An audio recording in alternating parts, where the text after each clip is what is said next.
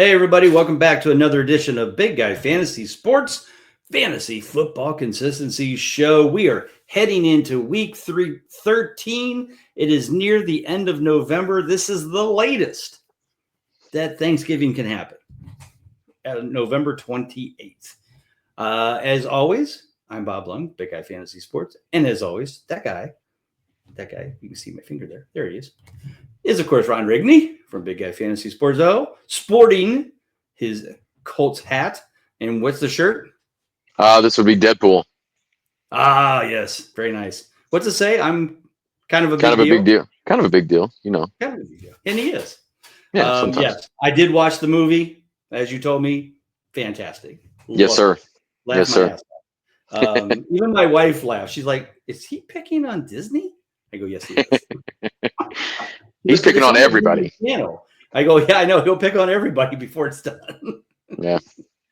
So anyway, yeah, it was a classic. I feel like each of them has their own. They stand on their own. I mean, while they're a series, they're each good. Like It's not like, well, this one's like the first one was really good, and then the second one's like, eh. Second one was just as good, and the third one was great with Wolverine in it. And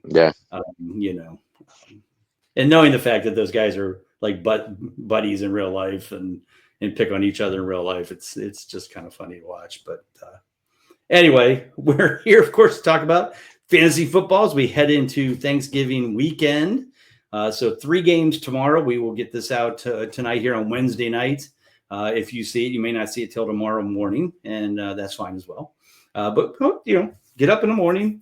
Turn on, you can turn on, wife and kids can turn on the Thanksgiving parade, all well and good, but then you can just kind of have your phone there and you can watch our Big Guy Fantasy Sports Consistency Show, because we're here to talk about consistency, and we're here to tell you who is the most consistent players and who are some of the ones that maybe you should keep an eye on, because they've either been heading in the right direction or wrong direction, but either way, we need you to pay attention. Of course, to no one's surprise, other than the fact he finally missed a clutch game in week 11, is Lamar Jackson right at the top, first in total points by 56 now, 56 points ahead. So he is just rolling along, probably towards another MVP. Even though Saquon is saying, "Hold my beer," I think he might knock him off. I would like to see that. Not that I don't like Lamar Jackson. I just like to see somebody on their quarterback win for once. And Barkley certainly having that kind of year. Second place still, Baker Mayfield cruising along, 82%. Jalen Hurts, Josh Allen at 73%.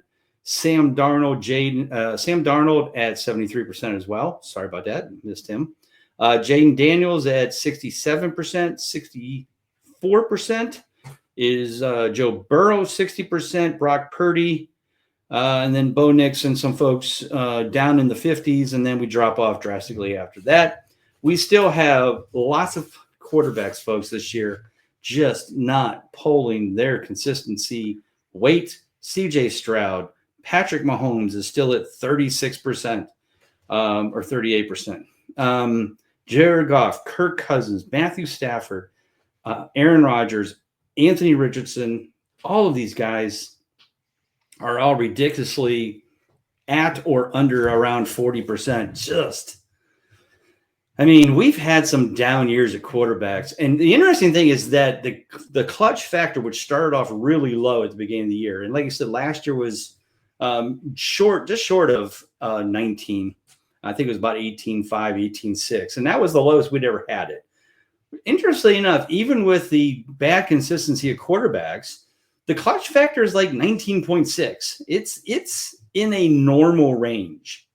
So that tells me that there's a lot of ups and downs at very high peaks, because they're obviously averaging a high enough clutch factor number to make it difficult or to show that there is some significant scoring going on in the quarterback position, but there's not enough consistency at the quarterback position to earn those clutch games, hence the lower percentages, Ron. It's been a weird one. We're trying to keep you all through it, trying to help you all out of, really looking at where these, quarterbacks are. But yeah, it's really interesting that the clutch factor has got up to a previous normal around the high 19s, low 20s. But the consistency, Ron, what's going on, man? And will this change in the future? Are we just going to have these highs and lows, and we just have to make sure we pick the right people, like, Hurts, Allen, Burrow, Brock Purdy, though hurt, and just try to steady the course? Well, and you go down a little bit, it's not necessarily the guys at the top that are that shocking. It's those guys that you mentioned, like C.J. Stroud and Kirk Cousins, and guys that you didn't spend a lot of high draft picks on, but you hopefully built your team around them to where your receivers, your running backs, your tight ends are going to offset some of that inconsistency. The guy that I'm going to talk about has kind of been the poster child for that, and it's kind of like we were talking about off air. He's kind of that Patrick Mahomes problem, with the team being ultra successful but not having those clutch games, but I think that's a little bit more shocking than anything else. And, a couple of these guys are starting to get going a little bit. You've got guys down there like Will Levis, again, you mentioned CJ Stroud. Justin Herbert's kind of gotten it going a little bit. Kyler Murray's kind of had a dip there in the middle of the season.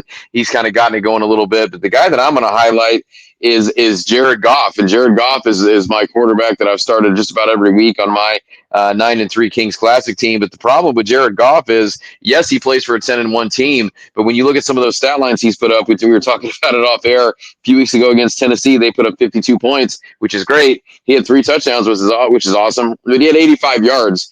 I need more yards than that. I like those touchdowns, but you got to get me that yardage total as well. And he's only had a couple of games where he's really had those huge yardage totals. He's been over 300 a couple of times. He had that huge game against Jacksonville where they put up 52 again, and he threw for the 4 touchdowns. The thing that I think has helped Jared Goff's totals and helped him get a few of those clutch games is the fact that he has, other than that 5 interception debacle against Houston, which they ended up still winning, he hasn't thrown an interception since week 3. So he's been not turning the ball over. Now, I want to say game manager, but, again, when you got running backs like Jahmyr Gibbs and David Montgomery, you got a defense like they have. Even without Aiden Hutchinson, that defense has still been bringing it. You might want to go ahead and start planning for Jared Goff to be sitting a little bit. They're sitting there at 10-1. Of course, they play tomorrow against Chicago. That is at home. So there could be a few fantasy points scored there. That Chicago defense has been tough at times. They might be up a little bit as far as keeping a little closer, which is good for us because we want Jared Goff to throw it a little bit more. Mm-hmm. But again, it's kind of deceiving when you're on a 10-1 team when you've got a guy that's only 36% consistent, and that's exactly what Jared Goff is. So you might want to start kind of planning ahead, because if they keep winning, they get to 11-1, 12-1, they might be sitting him, and you need to come up with a plan B. Well, and then throw in the fact that right now, at least the last thing I read today, was both David Montgomery and Amon-Ra St. Brown are listed as questionable. Yeah. So they're not out, but they're not in. So definitely keep an eye on that. If both of them are out, if Montgomery's out, I think they throw the ball more. The question is then how strong is St. Brown for this game? I know he doesn't like to sit. If you watch the Receiver show on Netflix, he's a baller. He wants to be out there. I get it. But as you said, they're 10-1. There's no reason to be putting St. Brown out there against the Bears if you don't need to. And if they can win the game, which they should, with Jahmyr Gibbs and still Laporta and, all that, and Jamison Williams, and they have a good enough team around them that they should be able to control that game and win that. But going back to Goff, and I think here's an interesting one, Ron, that we didn't talk about it, and I just kind of was looking at and researching as you were talking. If you remember, and for those of you who listened to us at all over the last 3 to 4 years, what was Jared Goff's big numbers between home and away? Remember? It was ugly. If you go back to the 2022 season and you combine all of the years, okay, Jared Goff's home consistency is 73%. His away consistency is 22%, right? Now, that includes this year. Interestingly enough, I'm going to change. Now, you can see this on Big Guy Fantasy Sports in the historical consistency tool. If you switch just to 2024's numbers only, ready for this, Ron? 40% at home, 33% away. What happened to the home? And if you also remember at the beginning of the year, there were people that said Jared Goff in domes is just amazing. And I said, well, said it's a home away thing. It's not a dome thing. But there were people that said, oh, he had a couple other good games in domes, which he probably did. But he's playing 14 out of 17 games in domes this year. And through 11 weeks, he's 4 out of 11. That's not good. That, like you said, that's 36%. And the fact that the home and the away are almost the same, that's not the Jared Goff we know. Now, they're winning on defense. They're winning on running. You don't need to throw. If you don't need to throw to win football games, which they don't, then Jared Goff doesn't need to be the Jared Goff we want him to be for fantasy. This is where we hate real football and fantasy football. When you're 10-1 and you're winning on the running game and defense, you're not throwing the ball. We didn't draft you not to throw the ball. We want you to throw the ball. There's a reason that one of the more famous football quotes is when you pass, 3 things can happen and 2 of them are bad. And that's why you don't do it unless you have to. Right, exactly. And that's exactly what's happened with Jared Goff. Like you said, the people that are just not having good years. But the one who kind of started off really slow, in fact, he started off 0 his first 6 games, was Matthew Stafford. Now, granted, he lost Cooper Kupp, he lost Puka Nacua. We get it. So once he's come back, he has now put up 4 out of his last 5 clutch games. He's got Kupp back. He's got Nacua, who's still been a little bit shaky injury-wise, but they're throwing the ball. They're needing to throw the ball. Their defense is terrible, and they can do it. So Stafford is the guy. Like, if you wanted to do a trade and offer somebody Jared Goff or Stafford, I wouldn't argue with you at all. That might be a great trade to take you through the playoffs, for the fantasy playoffs, not through their regular playoffs. Because as Ron said, Goff could be benched to keep him healthy, to keep St. Brown healthy, to keep Montgomery, to keep, they're way ahead in their division. And if they got a first round bye locked, I don't see any reason for him to play. So yeah, take a look at Stafford. He's been doing well. Either trade for him, pick him up, whatever you need to do, but get him in your lineup or get him on your bench. You might be needing him in your lineup in the future. All right, so we head towards the running back position, which has been one of the most consistent running back years we've seen in a long time, Ron. We've got still 3 guys at 100%. Derrick Henry, Jahmyr Gibbs, Bijan Robinson. Pacheco is also 100%, but he's only played 2 games. But at 91%, we got 4 more: Kamara, Kyron Williams, Josh Jacobs, David Montgomery. 89 and 88%, Kenneth Walker, Kareem Hunt. 82%, Saquon Barkley, Chuba Hubbard, Aaron Jones. 80% is James Cook. 78%, Joe Mixon, Brian Robinson. 5 more at 73%. But, Ron, we talked about this a lot this year. There is probably at least 24 running backs that are over 70%. I know we haven't seen these kind of numbers, if ever. What do you think? Are people getting smarter about, if we're going to do this too high safety and not throw the ball as much, that means those guys are playing back or running the ball more. We've got good running backs in good positions or on good teams that can certainly run the ball better. Joe Mixon, not bad in Cincinnati, but he's just running like a man possessed in Houston this year. And I know he's got a better offensive line, but man, started off a little slow, but boy, he's been kicking ass the last 5-6 weeks. I think he's 5 out of his last 6. And we got a lot of other good players out there. I mean, one of the ones that we won't get into too much detail, but I brought to your attention, Rachaad White and Bucky Irving, both playing for the Tampa Bay Buccaneers since week 7, combined are 9 out of 10 in clutch games.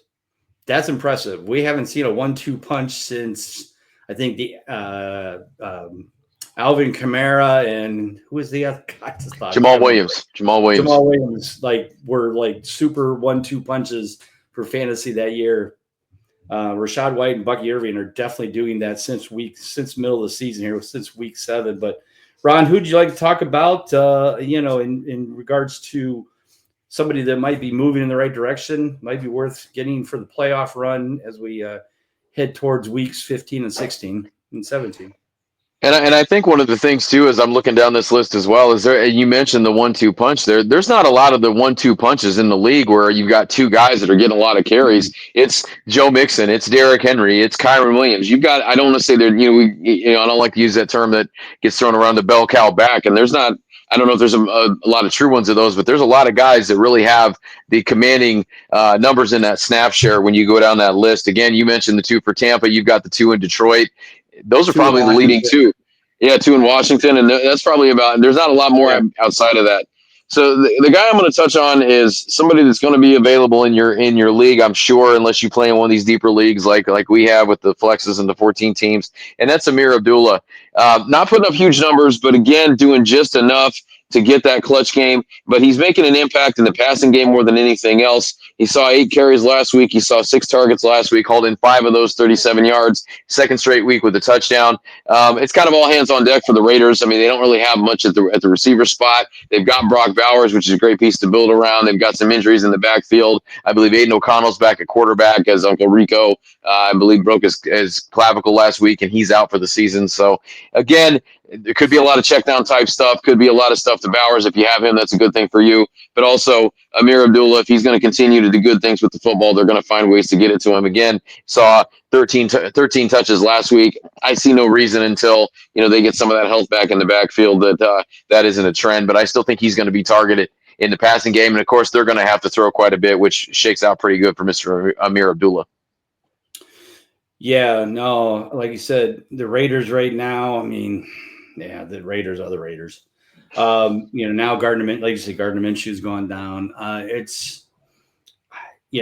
don't even know if the Raiders would even be smart to bring back the two running backs at this point. Might as well just tank and either go for one of the top draft picks for a quarterback, since obviously Aiden O'Connell isn't working out, or some flashy receiver or whatever the future may be. I mean, Zamir White doesn't seem to be working out, even though they thought he was going to, but he's been injured. So yeah, it's been a pretty ugly season so far for the Raiders, which seems to be their thing.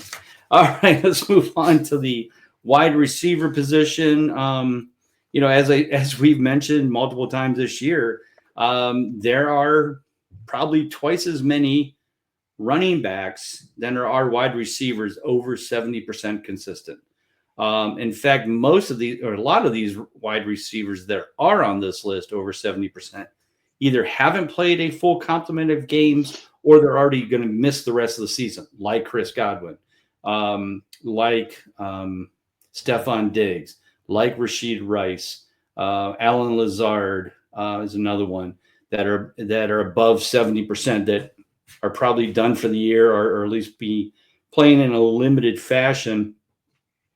I mean, we've got the big names: Jamar Chase, A.J. Brown, Cooper Kupp, Amon-Ra St. Brown, CeeDee Lamb, Justin Jefferson, McLaurin, Drake London, and with some surprises, Josh Downs, Khalil Shakir, not T. Higgins, Malik Neighbors. But I don't think anybody really feels like Malik Neighbors is a surprise. I mean, everybody was kind of on board with him having a great year as a rookie. I think he's doing better than we expected based on the quarterback scenario there. But Ron, of that group, I mean, I think, again, kind of like the quarterback position, there's more disappointment in the ones that are down low that aren't in that 70% range that have been disappointments than the ones that have been the other way, where we've got,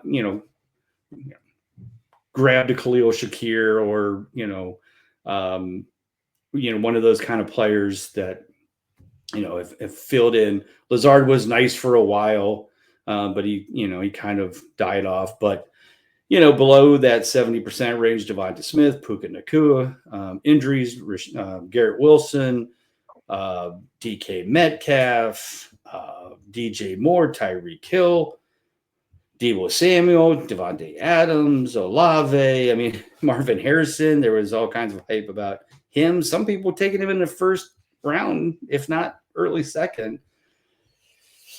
Again, been kind of surprising at the wide receiver position.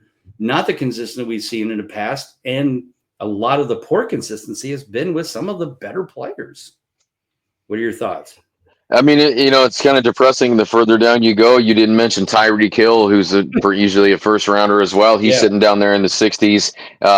He's just behind Lad McConkey, believe it or not, who looks like he's kind of emerging as the number one for the Chargers. You got Mike Evans down there, of course, injury related. Debo's been hurt as well. But Devontae Adams, I mean, you probably spent a decent pick on him. Calvin Ridley, the list goes on and on. Not a lot of surprises, like you said at the top here. It's kind of the usual suspects. The injury bug with T. Higgins and Nico Collins and Cooper Kupp, that's kind of hurt a little bit. But for the most part, it's kind of shaken out like you thought it would shake out. But the guy that I'm going to highlight, got to go down a little bit further for him. But again, we're not helping you out if we're highlighting these guys at the top. These are the guys that you drafted. You know what you're doing. So Devon Vele is a guy that, it's we're talking about these bye weeks coming up, or we're talking about getting the guys on the bench in case of an injury or, something may happen after your trade deadline. Devon Vele with 3 straight clutch games, sitting at 63% consistent. And, we mentioned him a couple times on here, but exactly who is Devon Vele? Devon Vele is a 7th round rookie for the Broncos out of Utah, 6'5", 210, huge target. The last 3 weeks, put those clutch games up.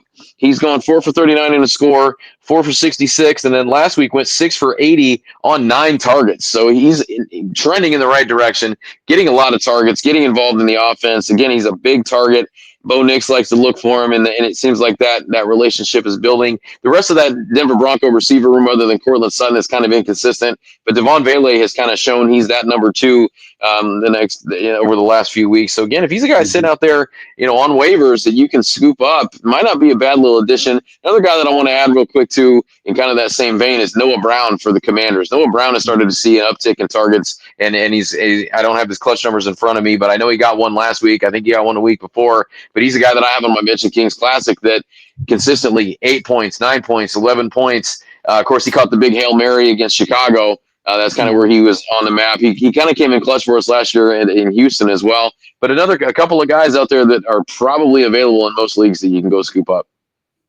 Yeah, definitely. Another guy that we talked about, I won't get into deeply, but Nick Westbrook-Akine for the Titans. He's the new Chris Carter, because all he does is catch touchdowns.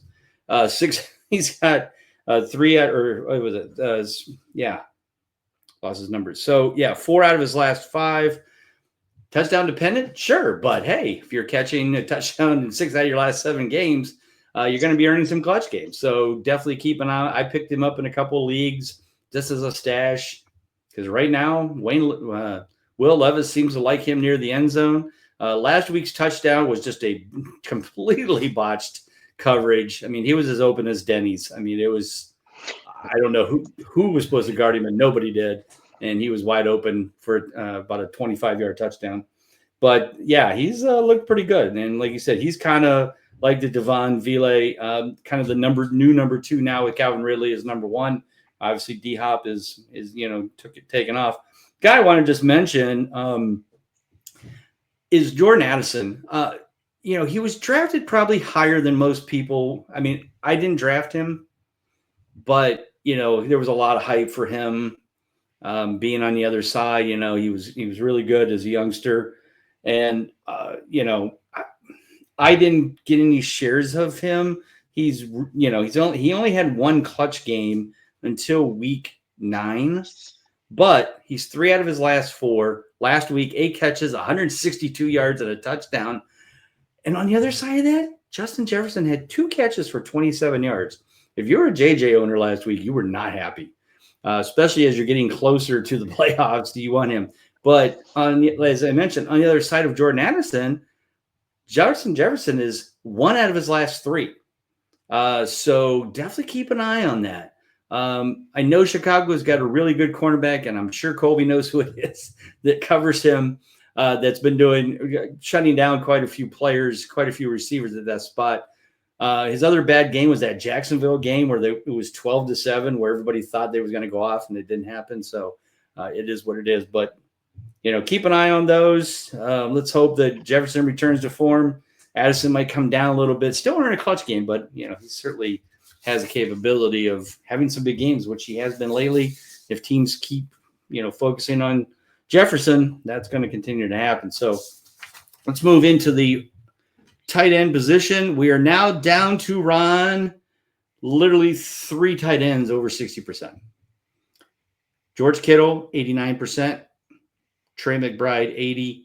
Brock Bowers, 73%. We do have a few players at 55 to 58%. I won't go into them all, but Ron, we know this is going to happen every year.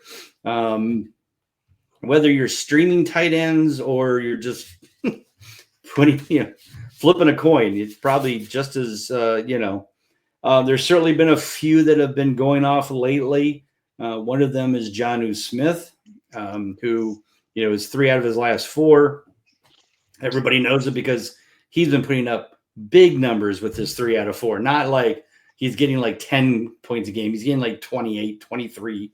And, like you said, on the other side of that, Tyreek Hill is not getting the ball. But, hey, for those of us who picked up Jonnu Smith, thank you. Keep it going. Keep it rolling for about 5 more weeks for me. But Ron, there's some guys that have had a few back-to-back clutch games, 2 out of their last 3.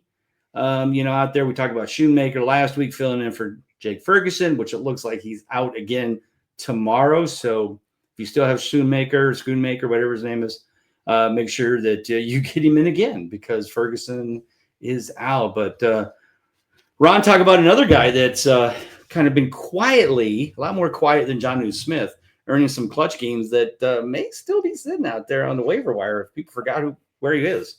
And a guy that we love at Big Guy Fantasy Sports, talk about him all the time, and he's a spry 34-year-old tight end still getting it done, and you may not even know where he's at if you're not paying attention. But in Washington, you got Zach Ertz, a couple straight clutch games, got touchdowns in 2 straight, has seen 15 targets over the last 2 weeks, saw 8 the week before that.